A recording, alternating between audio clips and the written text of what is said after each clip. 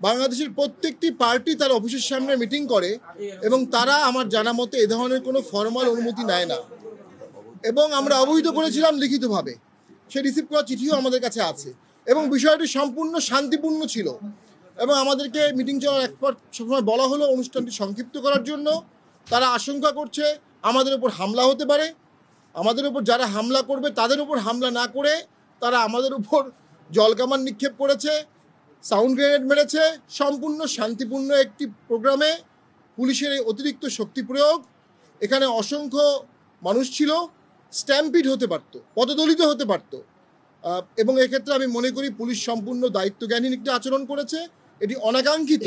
আমরা সবসময়ই আইনশৃঙ্খলা বাহিনীকে সর্বদাই সহযোগিতা করেছি, এখনও করছি, সামনেও করব। কিন্তু একটি রাজনৈতিক দল তার শান্তিপূর্ণ প্রোগ্রাম তার অফিসের সামনে করতে যাবে এবং পুলিশ সেখানে বাধা দিবে, এটা নব্য ফ্যাসিবাদের একটি আবির্ভাব হচ্ছে। এবং আমার ধারণা উপরের মহলে তারা এটা করেছে, যে উপরের মহলে আগেও পুলিশ অন্যায় করত, সেই উপরের মহলের আদেশে এখনও পুলিশ অন্যায় করছে।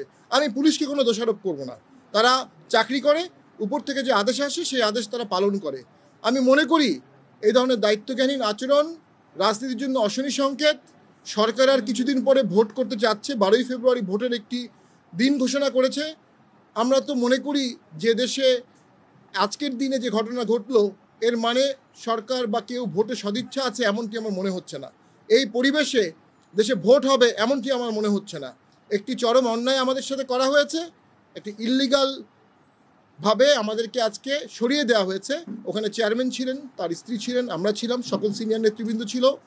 আমরা এর তীব্র প্রতিবাদ জানাই, সুষ্ঠু তদন্ত জানাই এবং দোষী ব্যক্তিদের বিরুদ্ধে শাস্তির দাবি জানাই। জাতীয় পার্টি দিন দিন সঠিক রাজনীতি করছে এবং জাতীয় পার্টি আস্তে আস্তে সামনের ভোটে অথবা আন্দোলনে একটি বিশাল বড় ফ্যাক্টর হয়ে যাচ্ছে।